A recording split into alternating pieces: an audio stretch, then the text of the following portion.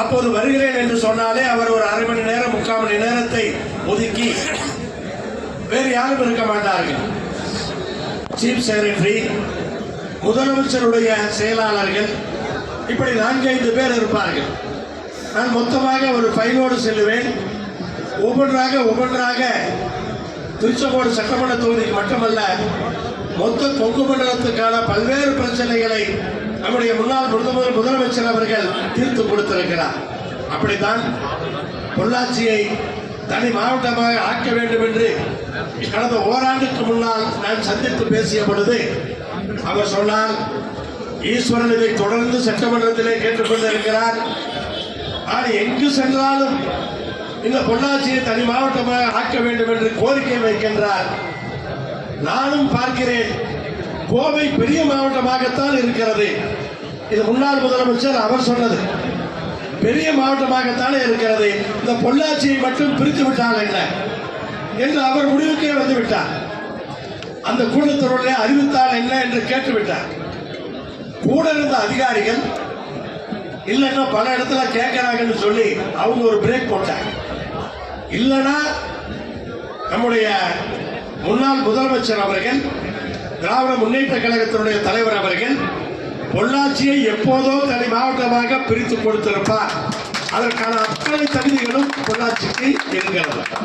ஆனால் இப்ப கண்டிப்பாக அதை நாம் ஆக்கிவிட வேண்டும். அதற்காக போராட்டம் செய்வதற்கும் நாம் தயாராக இருக்கிறோம். ஏன், ஆளுங்கட்சியிலே இருந்தப்ப கூட பொள்ளாச்சியை தனி மாவட்டமாக்க வேண்டும் என்று பொள்ளாச்சியிலே நாம் எல்லாம் போராட்டம். ஆனால் கண்டிப்பாக போராட்டத்தின் மூலமாகவாவது இந்த பொள்ளாச்சியை மாவட்டமாக மாற்றி காட்டுவோம் என்ற உறுதியை இன்றைக்கு நாம் கண்டிப்பாக எடுத்துக் கொள்வோம். அதுபோல ஆளுமலையாறு நல்லாறு திட்டம் பலமுறை இந்த சட்டமன்றத்திலே விளக்கி இருக்கிறோம். முன்னாள் நீர்வளத்துறை அமைச்சர் அண்ணன் துரைமுருகன் அவர்களும் அதை ஏற்றுக்கொண்டும் பேசியிருக்கிறார். ஆனால் முன்னெடுப்புகள் சரியாக கேரள அரசோடு பேச்சுவார்த்தை நடத்தியாக வேண்டும். அப்ப அதற்கான முன்னெடுப்புகளையும் இங்கு முன்னெடுக்க வேண்டிய இந்த 2 திட்டம் மட்டுமல்ல, பல்வேறு விஷயங்களை நாம் செய்ய வேண்டியிருக்கிறது. கடந்த 5 ஆண்டுகளிலே முன்னாள் முதலமைச்சரின் மூலமாக திருச்செங்கோடு தொகுதிக்கு ஒரு 2000 கோடிக்கான திட்டத்தை அங்கே கொண்டு வந்திருந்தோம். அவர் தேர்தல் பிரச்சாரத்தின் போது தொல்லை பண்ணி திருச்செங்கோட்டுக்கு 2000 கோடியை கொண்டு சென்று விட்டார் என்று. அப்படி இந்த பொள்ளாச்சிக்கு கண்டிப்பாக இதுவரை திட்டங்களையும் இந்த 5 ஆண்டுகளிலே நிறைவேற்றிவிட வேண்டும். ஒன்றை கூட விட்டு வைக்கக்கூடாது. மொத்தத்திலே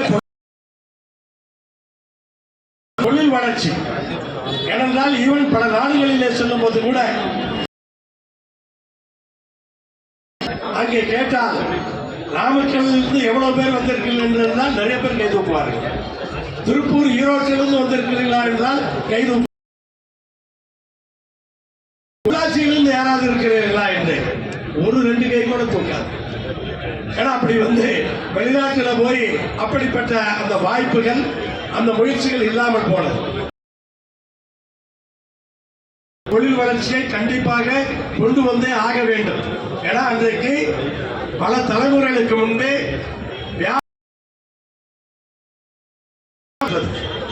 அப்படிப்பட்ட பொள்ளாச்சியிலே இன்றைக்கு பல்வேறு தொழில்களை கொண்டு வருவதற்கு நாம் அனைத்து முயற்சிகளையும் நம்முடைய சட்டமன்ற உறுப்பினர் மூலமாக செய்ய வேண்டும். அதற்கு அனைத்து திராவிட முன்னேற்ற கழகம் உட்பட கொங்குநாடு மக்கள் தேசிய கட்சி உட்பட அனைத்து கட்சிகளும், இங்க இருக்கிற அனைத்து சங்கங்களும் ஒன்றிணைந்து நாம் பாடுபட வேண்டும்.